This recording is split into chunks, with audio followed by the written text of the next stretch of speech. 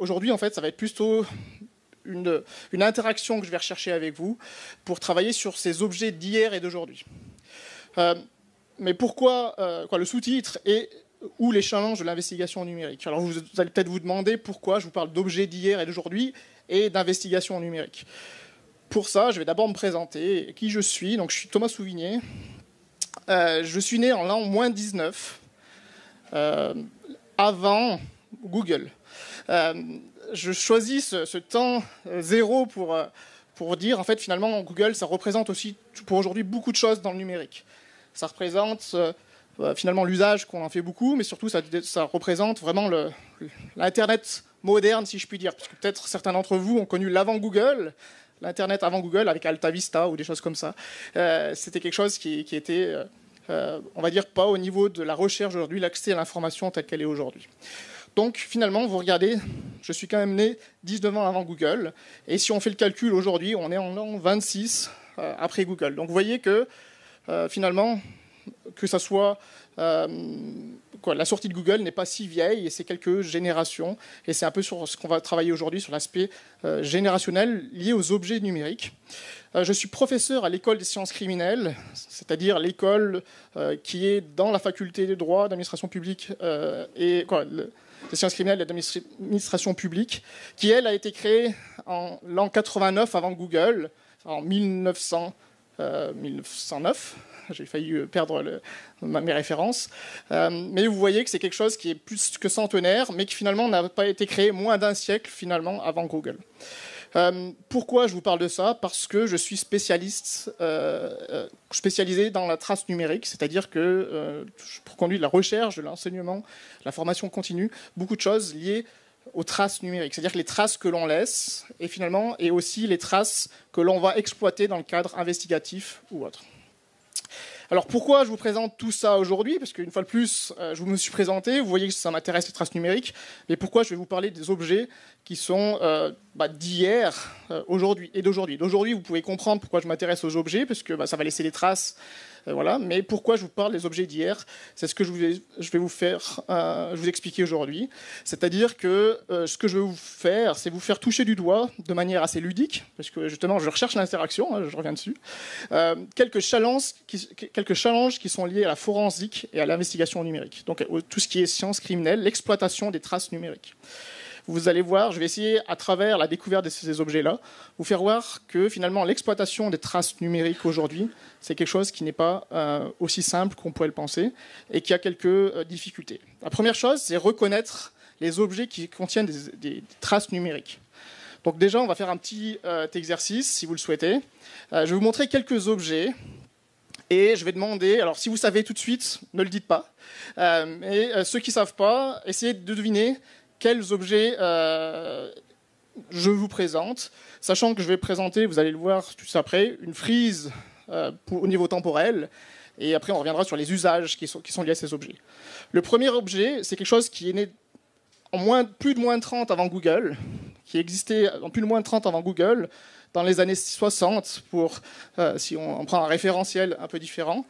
Est-ce que je vais vous voir cet objet-là? Alors là, il y a peu de monde qui doit savoir ce que c'est. Je crois que j'ai eu tout à l'heure, pour la première fois, quelqu'un qui a découvert dès le premier coup ce que c'était. Est-ce que vous avez une idée de quoi il s'agit? Alors vous pouvez venir voir, vous pouvez venir toucher. C'est quelque chose, il y a écrit Brandt, il y a écrit lumière, son et contraste. Est-ce que vous avez une idée de ce qu'il pourrait s'agir? Vous voyez, il y a un grand fil très très long aussi. C'est un indice, le fait que le fil soit très très long. Est-ce que vous avez une idée de quoi il s'agit? Une télécommande. Une télécommande de quoi? Voilà, c'est une première télécommande de télévision, alors qui est finalement philo-guidée, c'est un fil, une télécommande avec un fil, parce que ce qu'il faut imaginer pour les plus jeunes, c'est que quand on voulait changer de chaîne à une époque, il fallait déjà se lever pour changer de chaîne, ou alors qu'il y ait les premières télécommandes qui étaient initialement assez volumineuses, mais ce que je voulais vous faire voir, et ce qu'on va utiliser tout au long de ce petit exercice, c'est qu'il n'est pas forcément facile de reconnaître quelque chose qu'on ne connaît pas, Et de façon un peu plus large, même si on connaît quelque chose qu'on a déjà vu, c'est pas toujours évident d'identifier de quoi il s'agit. Donc là, vous voyez, effectivement, c'était une télécommande d'un poste de télévision des années 60.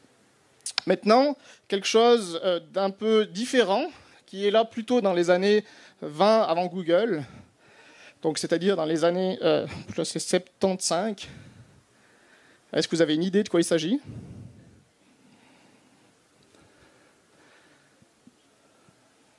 Alors moi j'ai déjà des réponses.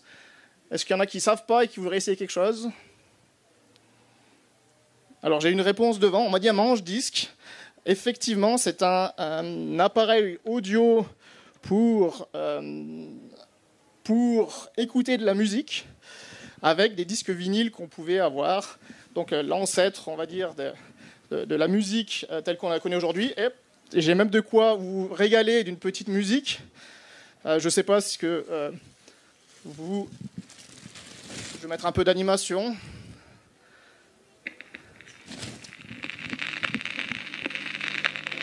C'est pas la meilleure chanson, mais...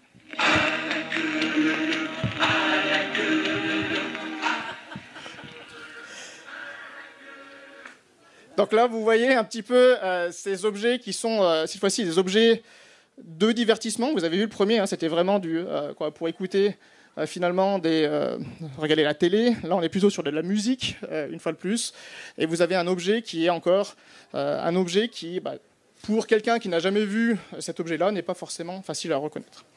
On va passer sur un troisième objet, une troisième technologie des années entre moins 20 et moins 10 avant Google. Est-ce que vous saurez reconnaître ce qui est ce petit appareil qui est représenté au niveau de l'écran, que je vous fais voir ici en cachant ce qui est écrit dessus, parce que sinon ça serait un peu facile. Est-ce que vous avez une idée de quoi il pourrait s'agir ? Alors je fais un petit indice en le secouant un petit peu si vous le souhaitez. Pour les œufs, non. Alors la première réponse, c'est souvent le minuteur. Effectivement, c'est pas ça. Est-ce que vous avez une idée de quoi il pourrait s'agir ? Il y a un petit clip derrière aussi. Deuxième indice. C'est un pédomètre. Donc c'est un objet pour mesurer le nombre de pas qu'on fait par jour. Un objet de santé, un objet technologique de santé, on va dire, pour essayer de mesurer quelle est l'activité physique qu'on va faire tous les jours. Donc vous voyez quelque chose qui est relativement... peut-être commun aujourd'hui, puisqu'avec tous les iPhones et ainsi de suite, on calcule ces pas, mais qui n'était pas forcément à l'époque. Alors quelque chose qui va parler à beaucoup de personnes, j'imagine, d'entre vous, alors qui ne parlait pas du tout à mes enfants, je vous rassure tout de suite.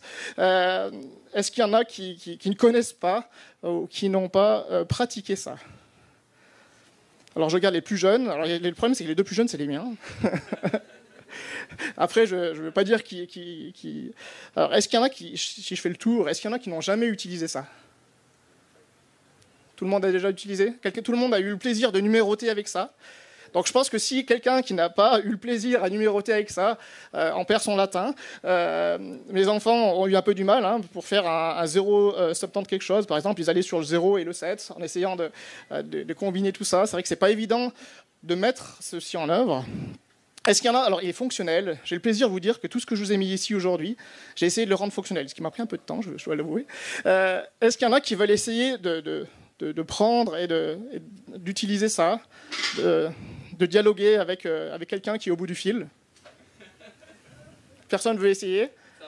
Ça fonctionne, oui, vous pouvez venir si vous voulez. Je peux essayer ? Oui. Alors, petite question, pour ceux qui ne connaissent pas, ça c'est très difficile pour ceux qui ne connaissent pas, de savoir à quoi ça sert. C'est-à-dire que le combiné d'écoute, parce que c'est qu'un combiné d'écoute, c'est quelque chose qui n'est pas forcément facile, puisque les gens essayent de parler avec ou quoi que ce soit. Donc, une fois de plus, la mise en œuvre pour quelqu'un qui ne connaît pas, c'est pas forcément facile. Ce que je vais faire, vu que vous allez être mon bon volontaire, alors c'est filmé, vous avez... faut juste nous dire si vous voulez pas, parce que je pense qu'il y a un droit de l'image. Mais si ça vous dérange pas d'être sur le film, je vous invite à dialoguer avec la personne qui est en ligne. Et puis moi, je vais enregistrer l'audio. D'accord. Bon, je me souviens pas exactement parce que ça fait longtemps, mais... Alors, on a facilité les choses. Vous n'avez même pas besoin de composer le numéro. Si vous allez décrocher, il y a quelqu'un qui va vous répondre.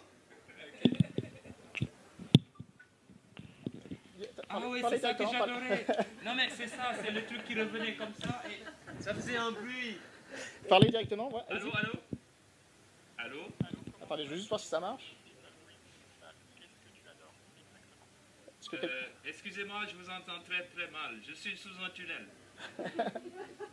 Allô? Je vais juste regarder si ça marche. Je me permets. Attendez, on va juste voir si ça marche. Voilà, ça marche bien. Je laisse vous parler. Oui. Je vais voir si ça marche le son. Allô? Vous m'entendez? Ça se passe bien et ça se passe bien, oui. Ah. Oui, c'est parfait. Bah, on a un petit problème audio. Vous avez entendu quelqu'un qui vous a parlé, hein? Oh, d'accord. Est-ce que vous avez reconnu sa voix, peut-être? C'est vous, non? Oui, c'était moi. Alors, on a un petit problème audio, désolé, on n'a pas pu... Je pensais que ça allait passer là-dedans, pour être honnête. Mais globalement, là, c'était un son technologique en avant. Mais sur ce téléphone-là, c'était relié à ChatGPT et qu'avec un deepfake audio de ma voix. Donc en fait, vous interagissiez avec ChatGPT. Donc si vous parliez, et normalement, il a dû vous, quand j'avais juste demandé dans le prompt, parce qu'on a vu le prompt avant, j'avais juste demandé dans le prompt comme quoi on était au Digital Dream Festival, qu'il allait vous demander si ça se passait bien et ainsi de suite. Donc ce que je pense que vous avez eu, quoi, c'est ça? C'est ça. Donc si après vous voulez l'enregistrer, vous pourrez essayer de téléphoner et pour l'insérer dans votre vidéo, si vous le voulez, il n'y a pas de souci. Je laisserai ça. Et s'il y en a qui veulent l'utiliser après, poser des questions, je serai là quelques minutes encore après la fin, puisque je suis la dernière conférence de ce côté-là. Donc n'hésitez pas si vous voulez parler à ChatGPT. Mais ça, c'est un autre problème. L'idée, c'est que c'était un téléphone à cadran. Et un téléphone à cadran, on reconnaît un téléphone, même si les enfants de nos jours, un téléphone, ce qu'il faut voir, hein, c'est que c'est quelque chose qui n'est plus, on ne ressemble plus ça du tout, un téléphone. Et mettre en œuvre un téléphone à cadran, c'est quelque chose qui n'est pas facile. Ceci, j'imagine que la plupart d'entre vous ont reconnu. Voilà. Qui n'a pas reconnu? N'hésitez pas si vous n'avez pas reconnu. Voilà. Qui c'est qui veut le mettre en œuvre? Ah, il y a ma fille qui va vouloir. Vas-y. Vas-y, essaye de... Alors, on va essayer de voir si elle arrive à le mettre en œuvre. Vous voyez un petit peu la difficulté. Alors, retourne-toi. Voilà, essaye de le mettre... Alors, donc vous voyez que c'est pas évident. Tu prends une photo de quelqu'un? Alors, peut-être...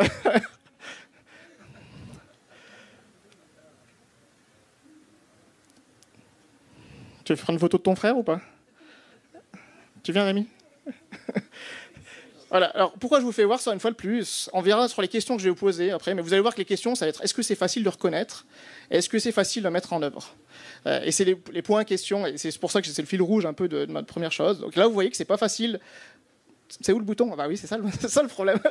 C'est où le bouton? Alors, est-ce que son frère sera un peu mieux? Je crois qu'il m'a vu faire aussi, donc il trèche un petit peu.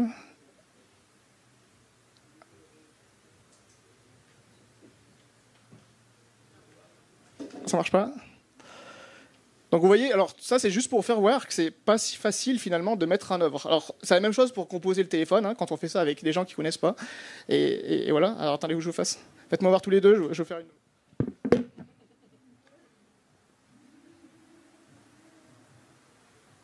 Voilà. Maintenant ça marche plus, je crois. On a eu un petit souci technique. Vous voyez comme quoi... Bon, bah, ça sera le problème technique, mais vous voyez un petit peu, en tout cas pour la difficulté que ça peut être de mettre en œuvre. Voilà, j'ai eu un sabotage il n'y a pas très longtemps. Voilà, mais effectivement, c'est finalement, on arrive tout à l'heure, hein, on a eu les différents usages, le santé, on a eu la partie téléphonie, on a maintenant la partie appareil photo. Finalement, ce sont des usages qui sont relativement nombreux. Alors là, je pense que j'aurais peut-être plus de difficultés à savoir ce que c'est. Est-ce que vous savez ce que c'est? Tu veux distribuer? Donne-en. Voilà, j'ai une assistante qui est formidable. Tu donnes un petit peu à tout le monde. Voilà. Est-ce que vous avez une idée de quoi il s'agit? Je regarde l'heure aussi, parce que je vois que l'heure qui avance. Est-ce que vous avez une idée de quoi il s'agit? Voilà, donc j'ai une réponse. Une carte informatique, ce qu'on appelle une carte perforée. Ce qu'il faut voir, en fait, c'est que alors j'ai mis l'année 85, qui était en gros ici dans les moins 10 et quelques avant Google. Simplement parce qu'il y avait écrit 85 sur celle que j'avais à l'écran. Très clairement, c'était le déclin à cette époque-là. Déjà, c'était un peu le déclin de ces technologies-là. En fait, c'était les cartes qui étaient utilisées pour programmer et stocker de l'information sur les ordinateurs dans les années 70, 60, 70 et ainsi de suite. Ce qu'il faut voir, voilà, c'est que c'est quelque chose qui était un des outils pour programmer les ordinateurs à cette époque-là. Et vous voyez un peu la difficulté que vous-même, qui finalement c'était quelque chose qui, sans doute, pour la plupart d'entre vous, existait quand vous étiez jeune, et c'est quelque chose que vous n'avez pas forcément su reconnaître.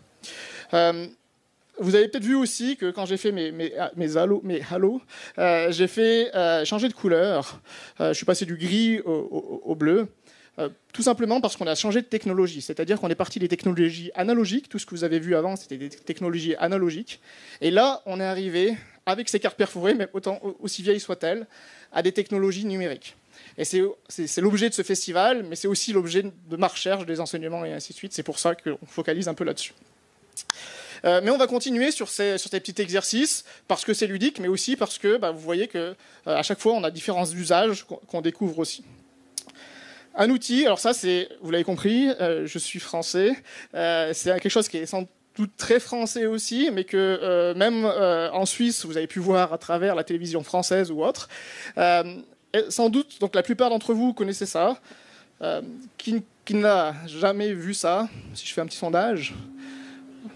Vous n'avez jamais vu en vrai, voilà, c'est ça. Vous voyez ce que c'est quand même ou...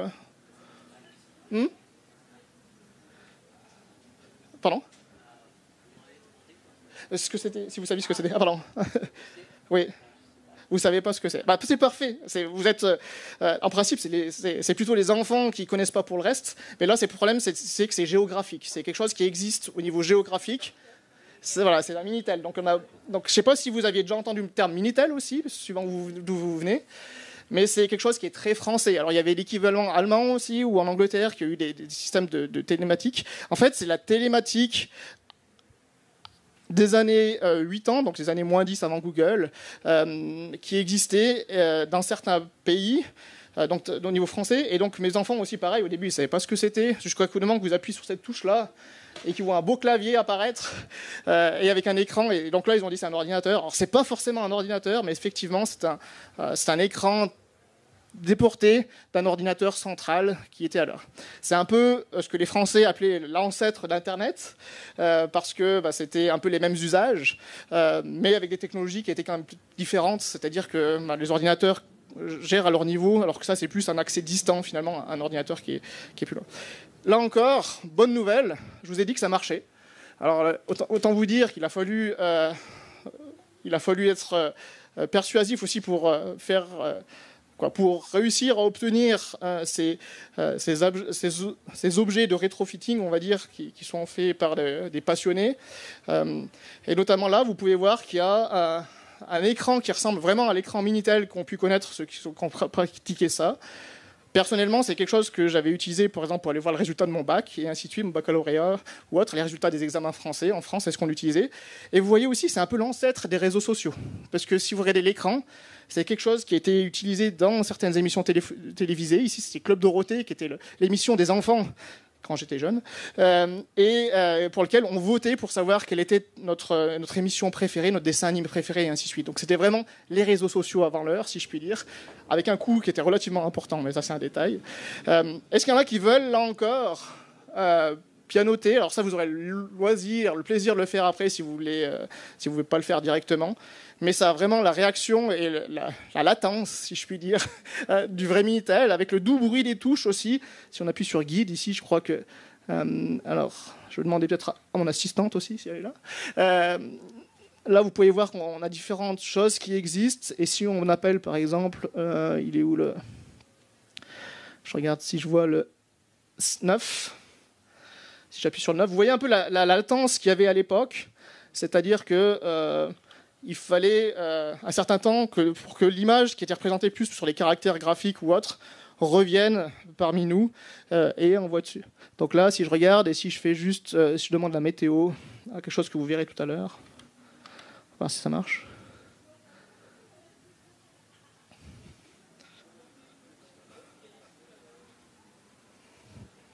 Bon, il a bougé, ce truc-là a bougé, mais il n'a pas parlé. Donc ça, c'est un des problèmes que j'ai dans la préparation de ma présentation, mais c'est pas grave. Donc vous voyez un peu, c'est quelque chose qui est une technologie des années 80 ou qui existait à cette époque-là. Et là, c'est vraiment de la communication à distance en termes d'usage, de l'interaction à distance. Ça, quelque chose que vous allez me dire tout le monde connaît. Non, tout le monde ne connaît pas, une fois de plus, hein, quand vous avez des enfants. Alors j'espérais avoir un public un peu plus familial. Pas qu'il ne soit pas familial, mais les plus jeunes, je pense encore une fois, les enfants. Du coup, voilà, la disquette 5 pouces, la disquette 3 pouces et demi, la floppy 3 pouces et demi, c'est quelque chose qui se permet de stocker l'information. On en reparlera tout à l'heure, sans doute, dans les questions-réponses. Une des premières dossiers d'analyse de données a été sur des disquettes qui étaient antérieures à cette technologie-là et qui montre aussi comme quoi il faut savoir s'adapter et conserver des activités. Donc là, vous voyez un petit peu les différentes évolutions aussi en termes de floppy ou de disquettes. Et c'est quelque chose qui évolue et qui continue à évoluer aujourd'hui, comme on le verra tout à l'heure. Ça, c'est quelque chose qui doit parler aussi à pas mal d'entre vous. Donc je ne vous mets pas l'affront de vous demander ce que c'était, parce que vous avez peut-être perdu beaucoup de temps de votre jeunesse avec ça, pour certains d'entre vous. Voilà, donc en dehors de faire du rétro gaming, comme on peut le voir aussi dans le festival, là encore, c'est quelque chose qui, quand on donne ça à des enfants, le fait de mettre cette cassette-là, dans cette fente-là, de le mettre en œuvre, ça c'est quelque chose qui n'est pas forcément inné, une fois de plus, et qui demande de l'adaptabilité. Ceci, qu'est-ce que c'est ? Voilà, c'est un des premiers, alors, plus que téléphone portable, GSM, technologie Natel en Suisse, Natel, je ne sais plus, D, je crois, en Suisse. Donc, vous voyez un peu la chose. Alors, attendez, j'appuie, hop, mon téléphone portable. Donc, ouais, le mot portable était une fois là encore. Vous voyez la difficulté du poids. Je ne vous parle pas du prix ni de l'abonnement, hein, qui était aussi sans doute lié à ça dans ces années-là.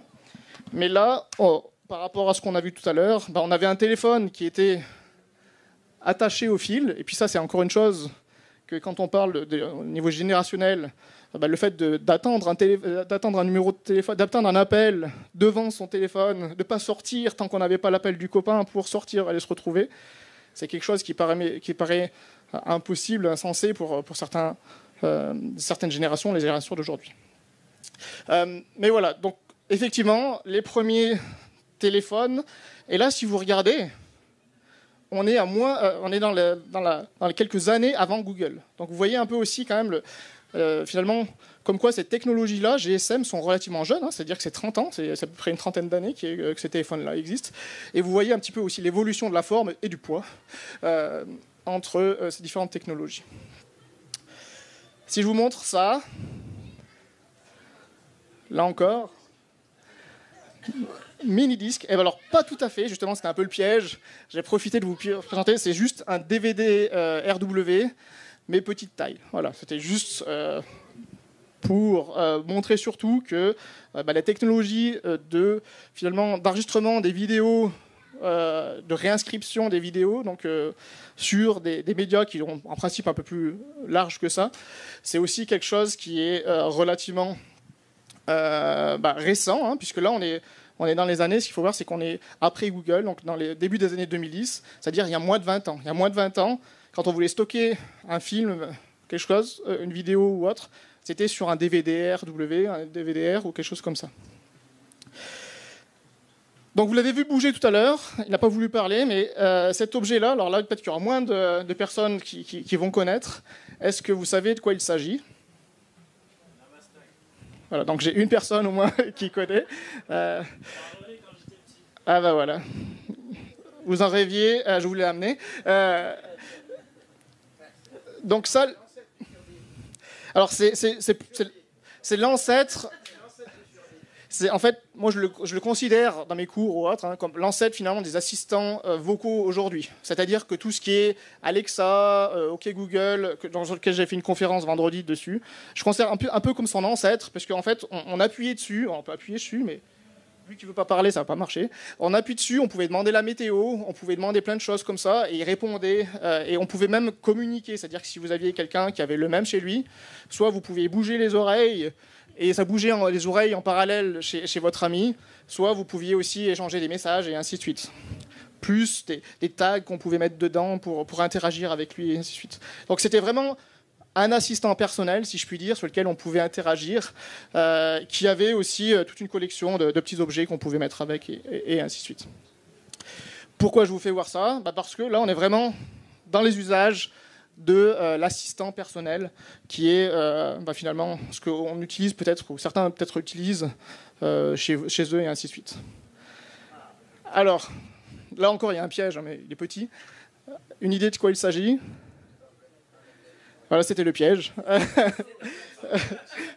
Alors, effectivement, j'ai fait exprès de prendre quelque chose qui ressemble à un BlackBerry, parce que quand on voit cette image form factor avec un clavier comme ça, c'est le BlackBerry. En tout cas, ici, ce que je vais remarquer, c'était plutôt dire un des premiers Android, parce que c'est un téléphone Android, et on voit ici le market pour si vous avez l'œil. Mais surtout, on voit que c'est un des premiers aussi parce que ce clavier physique, c'est quelque chose qu'on n'utilise plus d'aujourd'hui, qui est passé sur du clavier virtuel, sur le clavier logiciel, si je puis dire. Donc là, on va arriver sur... Ça, c'était un peu facile. Maintenant, ça, jusqu'à présent, j'ai personne qui me l'a trouvé. Je pense que je dois être un des seuls à avoir acheté ça à l'époque. Vous savez aussi ? Ah, mais ouais. J'ai l'impression que vous connaissiez tout, sauf le Nabastag. Alors, une idée ? Alors, une antenne ? Non, c'est pas une antenne. Alors, allez-y. Oui, c'est ça ? Effectivement, c'est ce qu'on appelle un Parrot Power Flower, et qui se branche dans la Terre. C'est un objet connecté. Ça se branche dans la Terre, et en fait, ça vous dit, ça manque un peu d'eau, ça manque un peu d'ensoleillement, si vous voulez avoir une fleur parfaite. Je pense que ça n'a jamais marché chez nous. Mais, en tout cas, on l'avait, et c'était... voilà. Vous avez vu que, voilà, en tant que spécialiste numérique, on se doit d'être technophile dans un sens. Au grand dam de ma compagne, pas forcément de mes enfants, parce qu'eux, des fois, ils apprécient. Je demandais à mon assistante, encore une fois, de venir m'aider. Si je vous montre ça, est-ce que vous avez déjà vu ? Tu peux en distribuer aux gens. Donc, juste dessus, c'est des petits boutons. Si on appuie dessus, il y a écrit Signal, il y a écrit Sun et Pampers. Voilà, tu peux donner ça aux gens, si tu veux. Pour commander sur Internet, ouais, vous êtes bon. Alors, il manque juste un site. Voilà, effectivement, c'est ce qu'on appelle des Amazon Dash, qui n'a pas vécu très longtemps, hein, je tiens à vous le dire. Ça veut dire que c'est quelque chose que vous colliez dans votre cuisine, dans votre salle de bain, dans l'endroit où vous longez les enfants. Et dès que vous n'avez plus quelque chose, leur idée, c'était vous appuyer dessus, ça recommandait automatiquement sur Amazon. La marque, le produit en même temps. Ah, non, c'était... Et vous voyez en fait qu'il y avait toute une collection, en tout cas aux États-Unis, en France, où il y avait le store où je les ai achetés. Il y en avait très peu qui étaient utilisés. Bon, je les avais achetés juste pour comprendre la technologie. On n'a jamais commandé avec. Je pense que je les ai même jamais connectés au site Amazon. Mais là, c'est une fois de plus pour vous montrer les objets connectés, la diversité qu'il peut y avoir entre quelque chose qui est à peu près intéressant à quelque chose qui est vraiment dans la consommation totale. Vous voyez, vous pouvez appuyer dessus. Le système a été, depuis 2018, je crois qu'ils ont même eux ont arrêté d'en produire et ainsi de suite. Je vais terminer là, parce que je vais laisser aussi la place quand même aux questions et ainsi de suite. La dernière chose... Hop.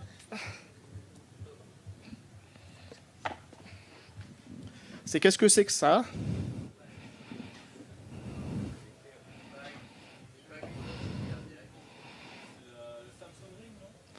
Alors ça serait pas mon rêve, hein. J'aurais bien aimé, mais alors c'est pas Samsung Ring, c'est plutôt une version dégradée du Samsung Ring, mais effectivement c'est une bague connectée qu'on a utilisée. Je l'ai utilisé plus pour des exercices avec les étudiants où vous mettez ça justement, ils doivent utiliser ça pour déchiffrer, pour essayer de. Là c'est plus pour les faire travailler dans le cadre de leur recherche et ainsi de suite. Mais en tout cas cette bague là. Pour le coup, fait pas des mesures cardiaques ni rien du tout. Hein. C'est quelque chose qui est assez bête, si je puis dire. hormis ouvrir ma porte d'entrée chez moi, je crois elle fait rien d'autre que ça. Elle peut aussi, je crois, si on s'approche, présenter une carte de visite ou quelque chose, on peut aussi la programmer. Toujours est-il que là encore, on est sur les objets connectés, mais qui peuvent être aussi de la santé, parce que là, c'est pour ça que je vous ai mis le Galaxy Ring, qui aujourd'hui, on a des objets connectés qui sont, on va dire, très petits. Parce qu'il faut voir que c'est une bague connectée. Alors celle-ci est peut-être un peu grosse, mais on ne se rend pas forcément compte que c'est une bague connectée, qui ont des applications de santé. Voilà, j'arrive au terme, j'en ai d'autres, mais je n'ai pas voulu tout vous montrer, tout ce que j'avais en réserve. J'ai d'autres disques, je n'ai pas toute la collection, mais si vous voulez réécouter la classe tout à l'heure, on pourra se faire une soirée. Toujours est-il que la question que je voulais vous poser avec tous ces objets-là, c'était, est-ce qu'il est, finalement, je voulais vous attirer votre question, c'est est-ce qu'il est aisé de reconnaître une nouvelle ou une technologie tout simplement.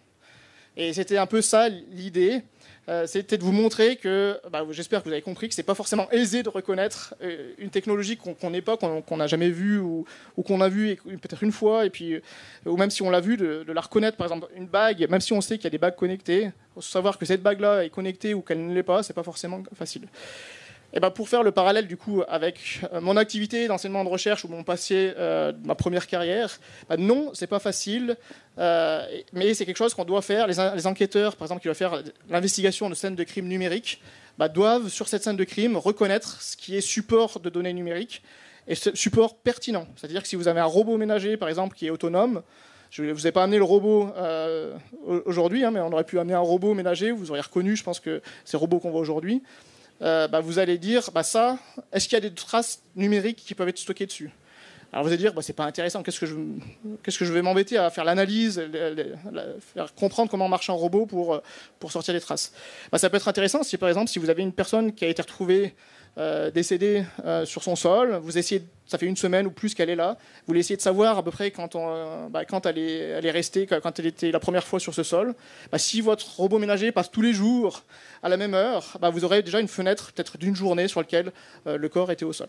Donc, et là, mais par contre, vous n'allez pas systématiquement, dès que vous avez un robot, récupérer un robot ménager. Donc il faut le faire de façon intelligente. Donc la deuxième question maintenant, c'est est-ce qu'il est facile de mettre en œuvre des technologies comme ça? Donc vous avez pu voir, pas forcément, parce que la plupart des technologies vous connaissiez, mais mettre en œuvre une technologie qu'on ne connaît pas, c'est pas quelque chose qui est aisé. Alors le plus facile à voir, c'est quand il faut téléphoner avec ça. Même quand on connaît, c'est difficile. C'est-à-dire que le nombre de fois où vous arrivez au dernier chiffre et vous vous trompez et vous recommencez au début, je pense qu'on a tous vécu ça un jour ou l'autre. Tout ça pour dire que c'est la même chose dans les traces numériques, l'expression de traces numériques. C'est-à-dire que si vous avez, vous allez sur une scène de crime, par exemple, où vous avez quelqu'un qui vous demande de faire l'investigation d'un système que vous ne connaissez pas, il va falloir passer du temps à comprendre comment ça marche, et c'est pas direct, on n'extrait pas directement l'information. Même chose quand on utilise, par exemple, on fait l'analyse des données d'un téléphone. Tous les outils automatisés qui permettent l'exploitation de ces données de ces téléphones ne connaissent pas, par exemple, les applications suisses, Twint, la CFF ou autres. Ce pas des choses qui sont traitées automatiquement par ces outils-là. Donc il faut passer du temps à comprendre finalement comment marchent ces applications, quelles sont les traces qu'elles laissent pour pouvoir exploiter ces données-là. Donc c'était juste pour montrer deux angles à travers tout ce travail un petit peu ludique de reconnaissance, de dire dans un premier temps, c'est pas facile de reconnaître un objet qui contient des traces numériques dans le cas particulier.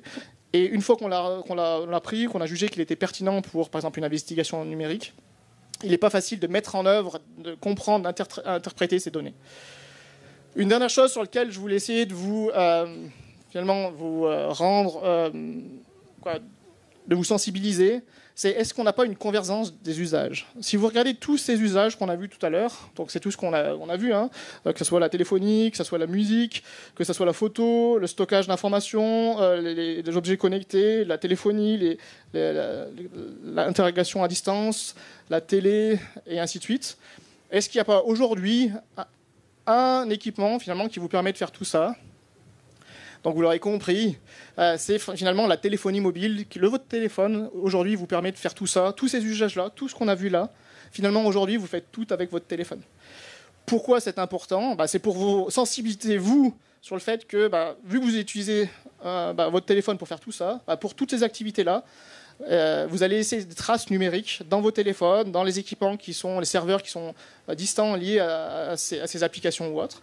Donc, pour vos sensitivités, vous laissez ces traces-là. Et je ne vous cache pas, dans le cadre investigatif, de l'autre côté, c'est assez intéressant de faire de la recherche et d'exploiter ça pour répondre à des questions lorsqu'il y a un crime ou un délit sur lequel il faut exploiter les données de façon générale, mais surtout téléphonique, téléphonie mobile en particulier.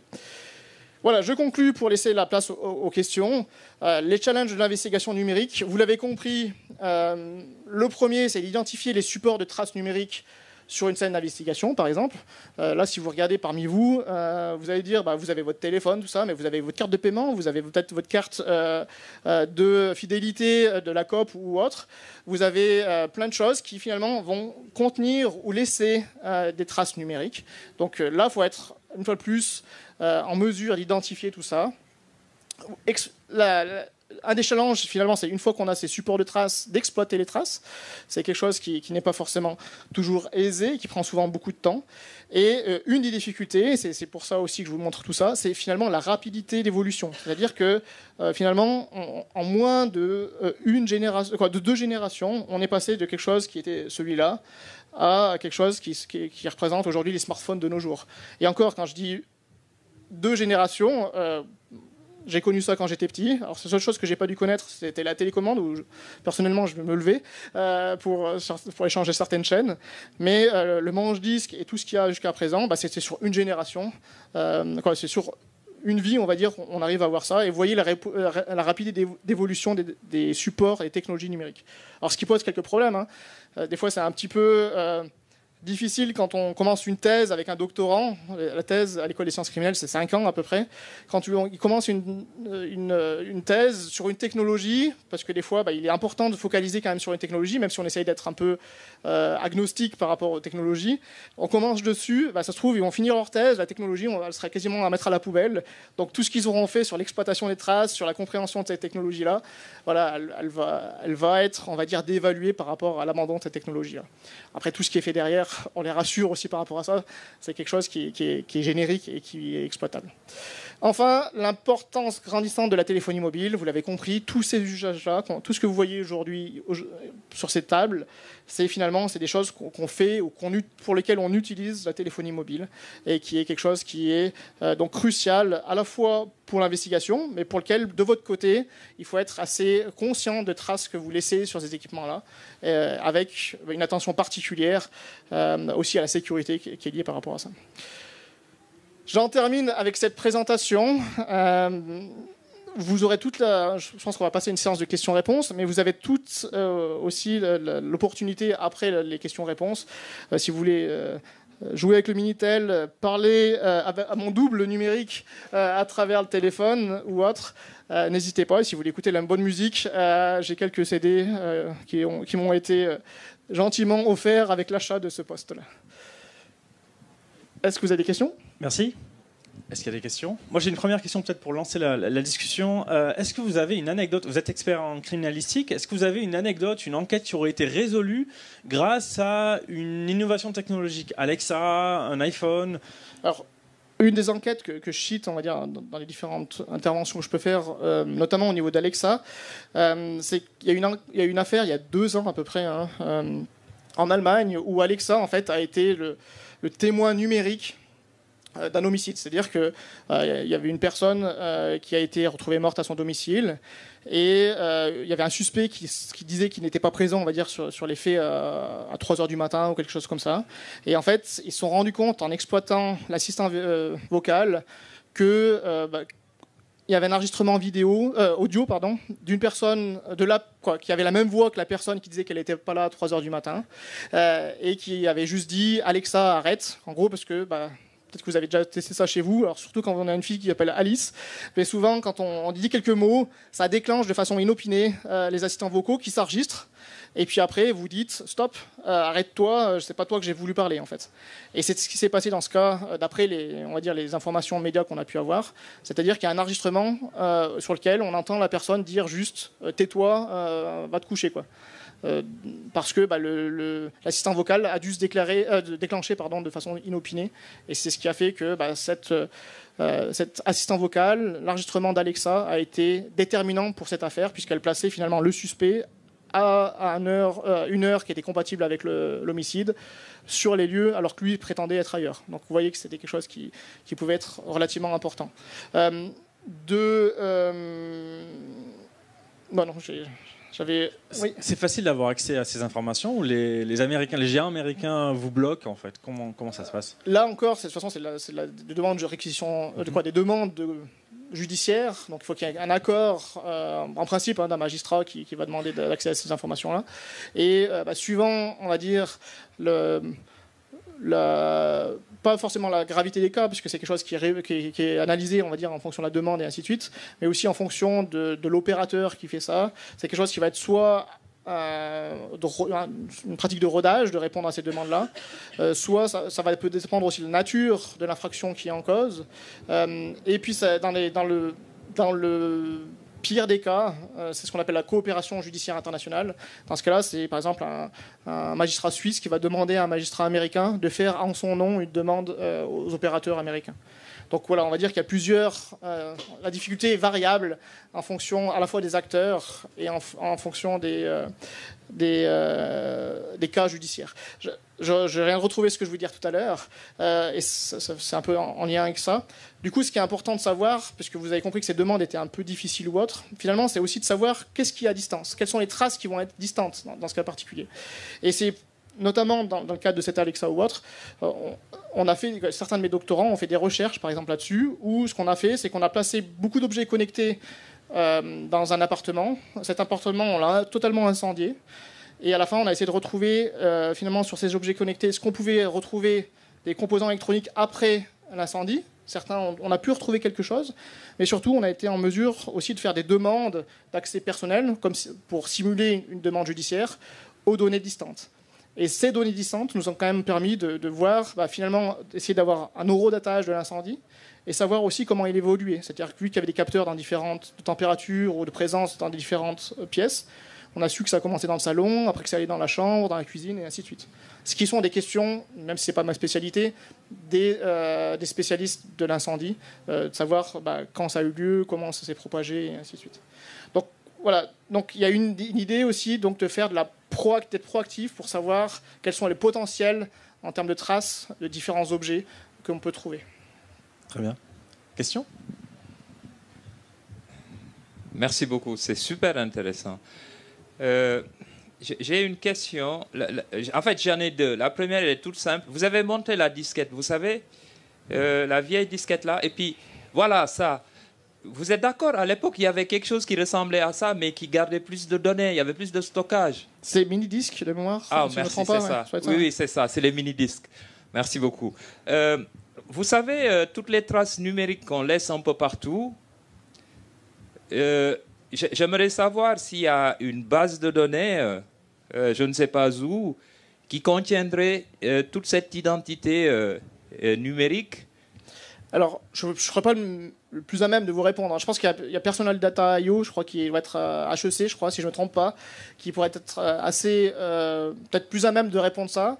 Ce qu'il faut se dire, c'est même si je suis professeur en exploitation des traces numériques, je suis aussi sensibilisé sur le fait des données personnelles. Oui. Même si ça m'intéresse d'analyser ces traces numériques, mais ça m'intéresse aussi de savoir quelles sont-elles et ainsi de suite. Donc, je ne pourrais pas vous répondre à cette question-là. Moi, ce que j'ai fait aussi, quand j'étais arrivé ça fait seulement 5 ans, je suis professeur à l'école des sciences criminelles, enfin un peu plus de 5 ans. Quand je suis arrivé, j'ai fait un exercice finalement d'essayer de mesurer toutes les traces numériques que je laissais par rapport à certaines de mes activités. Alors, autant vous dire que je n'ai pas réussi, mais j'ai pu mesurer certaines traces qui étaient, par exemple, surprenantes. Ouais. Une chose qui m'avait, par exemple, particulièrement marqué, c'était sur les traces qu'on pouvait avoir un cookie publicitaire. Alors souvent vous avez tous vécu ça, vous allez sur un site, vous allez voir des chaussures, vous allez sur un autre site de voyage ou comme ça, et puis vous retrouvez les chaussures, ou le contraire, vous êtes sur le site de chaussures, vous retrouvez le site de voyage que vous avez vu avant, parce que ça marche sur les systèmes de cookies.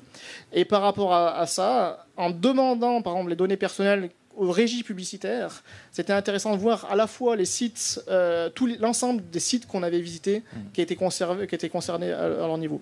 Tout ça pour vous dire que faire une base de données de toutes les traces numériques qu'on laisse, ça me semble quasiment impossible. Par contre, d'aller voir des associations comme ça qui vont vous sensibiliser sur les traces que vous laissez, même si elles pourront toujours avoir un périmètre d'analyse très mesuré, ça vous permet déjà d'avoir une idée de l'importance des traces. Oui. Et je vous dis même, c'est surprenant, même quand on est spécialiste de ça, de voir toutes les traces qu'on laisse, sachant que maintenant, vous avez une télé chez vous, si vous l'allumez, c'est une télé connectée, vous changez de chaîne et ainsi de suite. Tout ça, c'est des traces qui vont être potentiellement conservées chez Samsung, et ainsi de suite. Donc aujourd'hui, j'aurais tendance à dire, on laisse un volume toujours plus important de traces numériques, une variété toujours plus importante de traces numériques, et il y a un problème de véracité des traces numériques maintenant. C'est aussi ça. On a vu tout à l'heure sur le machine learning, dans la conférence de vendredi, j'avais aussi mon assistante que j'avais fait parler dans toutes les langues, ma fille qui est ici, qui est, en faisant un deepfake vidéo, où finalement, et de façon assez, simplement un enregistrement français,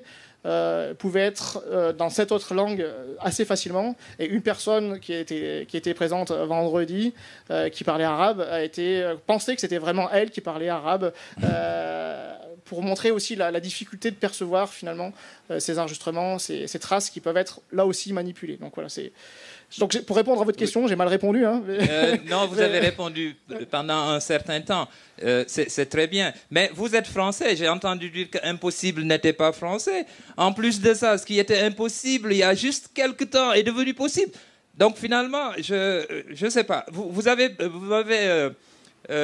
m'avez guidé vers une structure, je crois. J'ai pas entendu, j'ai pas compris. Si je ne me trompe pas, c'est personaldata.io qui sont dans les locaux d'HEC, je crois, donc juste là-bas. Vous allez vers vous avez le rétro gaming, vous avez le gaming là-bas, vous traversez en face. D'accord. Je sais pas si c'est encore ouvert à cette heure-là, mais je pense qu'ils sauront vous répondre. Merci beaucoup. Voilà, moi j'avais une question par rapport aux sciences criminelles. Plus ça va, plus on est connecté, plus on a d'appareils autour de nous, smartphones, etc. Et on en passe. Et puis, on est carrément sur bientôt un monopole des GAFA par rapport à tout ça. Est-ce que, à partir ça, dans tout ce qui est sciences criminelles, ça peut énormément aider justement d'avoir accès à toutes ces informations.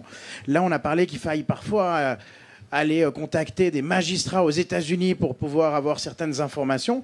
Est-ce que les GAFA sont assez ouverts? Est-ce qu'ils ont peut-être, je sais pas, peut-être des sections criminelles pour pouvoir aider certaines choses? Ou est-ce que c'est toujours assez complexe de pouvoir avoir certaines données? On doit toujours passer par un cadre très légal au niveau avocat, etc.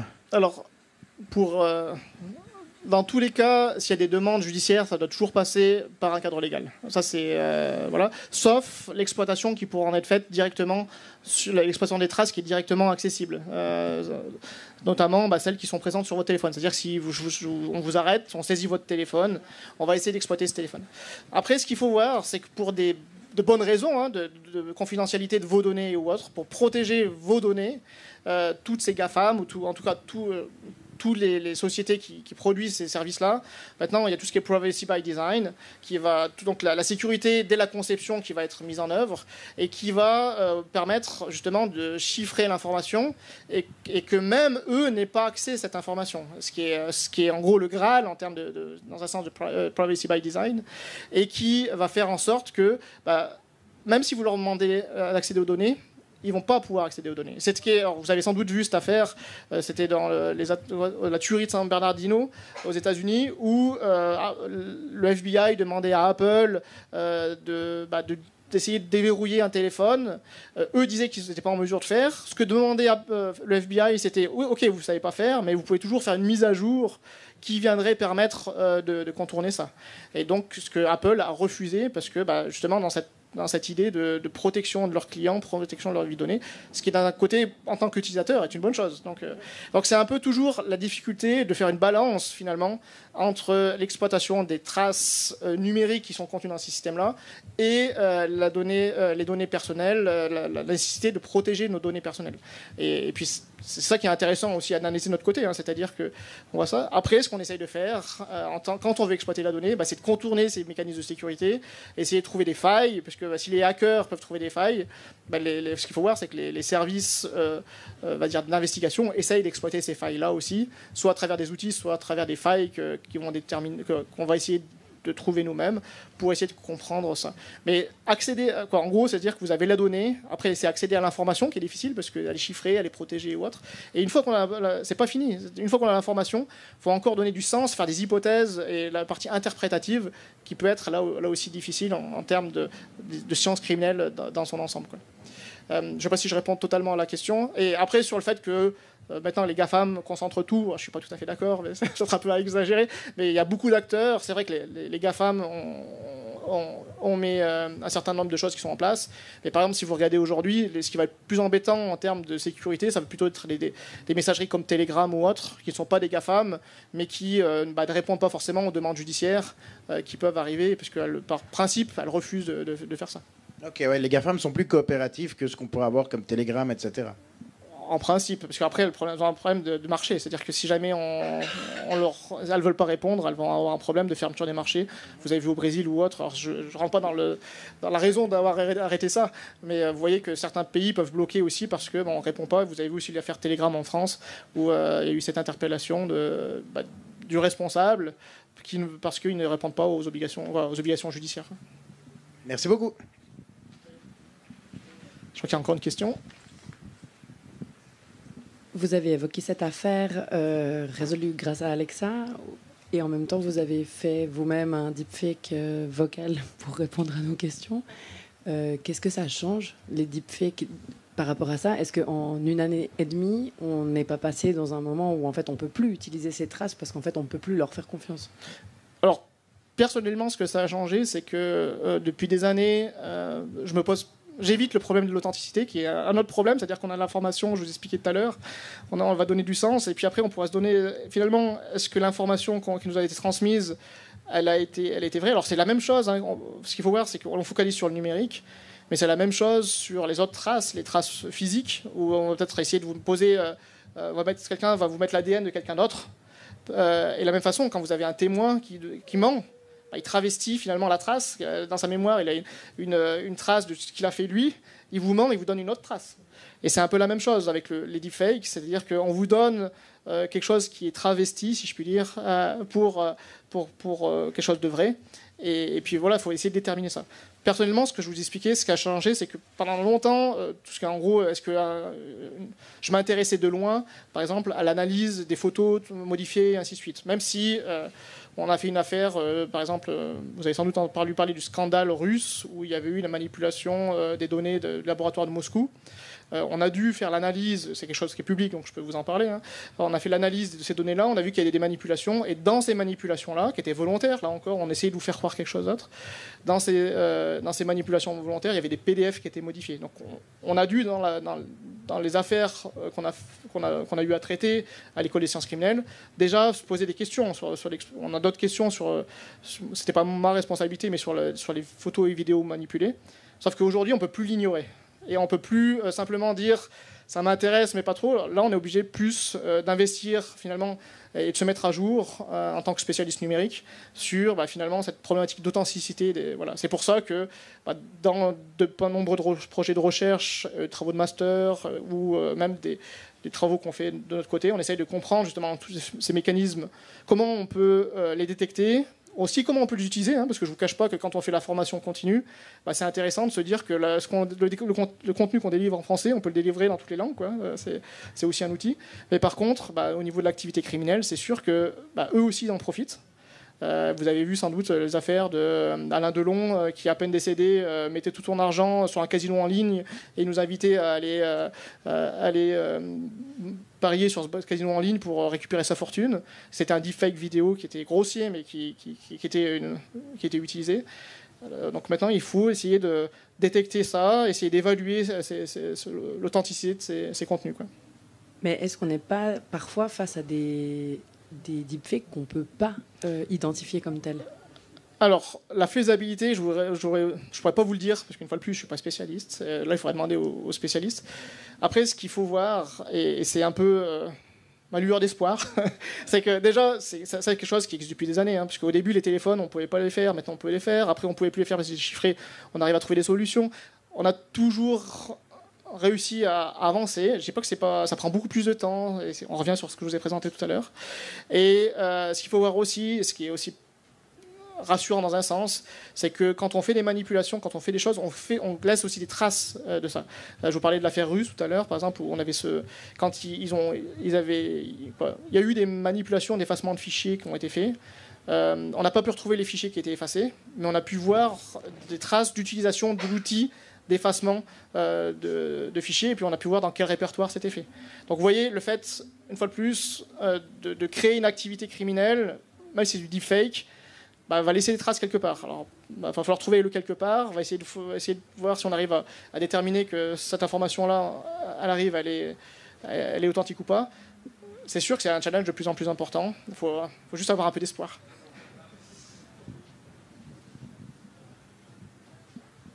J'avais une question. Est-ce qu'on peut être 100% anonyme sur Internet? Si on empile les VPN, donc on change son adresse, on utilise des logiciels comme Tor, est-ce qu'il est possible de rester 100% anonyme, ou est-ce que vous et vos amis experts, est-ce que vous pourriez retrouver une personne qui prétend, qui par exemple va sur Twitter, déverse des torrents de haine envers d'autres personnes et se cache derrière des pseudos, utilise des VPN? Qu'est-ce que vous pouvez nous dire par rapport à ça? Être anonyme, vous pourrez être parfaitement anonyme, comme vous l'avez dit, en empilant les VPN, les Tor et ainsi de suite. Vous serez anonyme. Après, ce qu'il faut voir, c'est qu'en faisant ça, vous allez quand même sans doute laisser des traces sur votre équipement. Bon.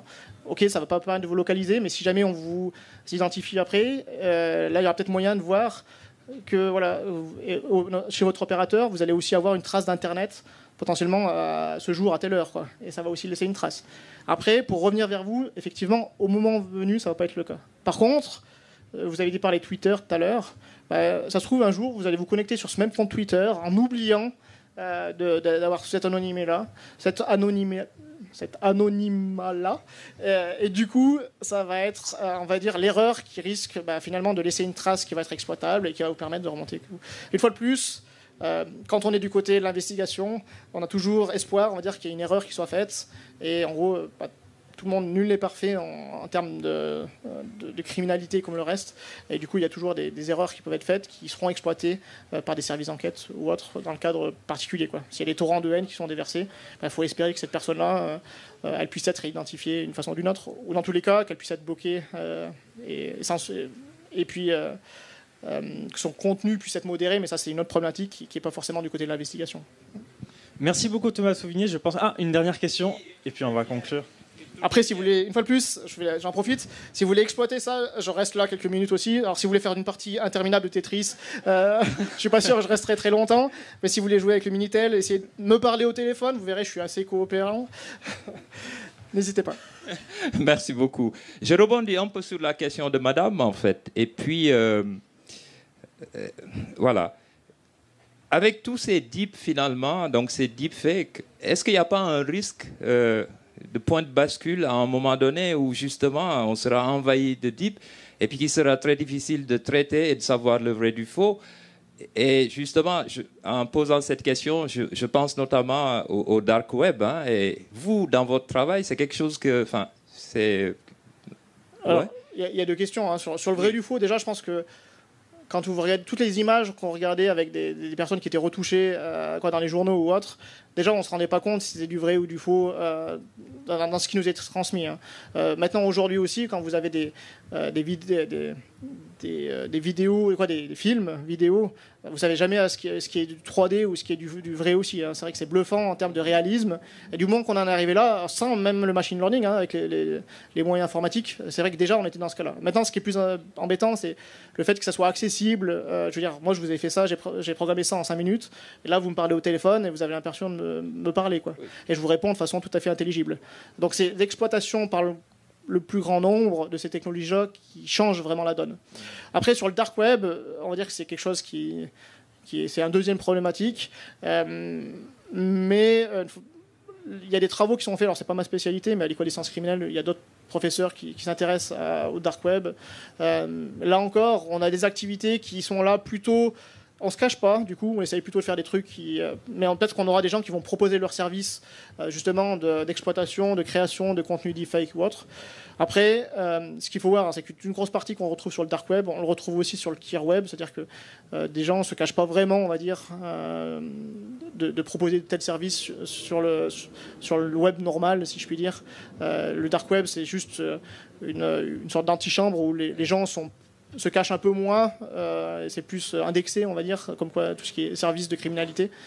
Mais l'investigation reste... la surveillance et l'investigation reste la même chose qu'on peut faire sur le web, avec la problématique d'anonymat qu'on a vu tout à l'heure, qui complexifie la chose, mais en termes de suivi des activités criminelles, par exemple, on peut faire un peu la même chose aussi. Super, on est sauvés, merci. Merci beaucoup, Thomas. Et donc, vous pouvez utiliser les objets à disposition ici.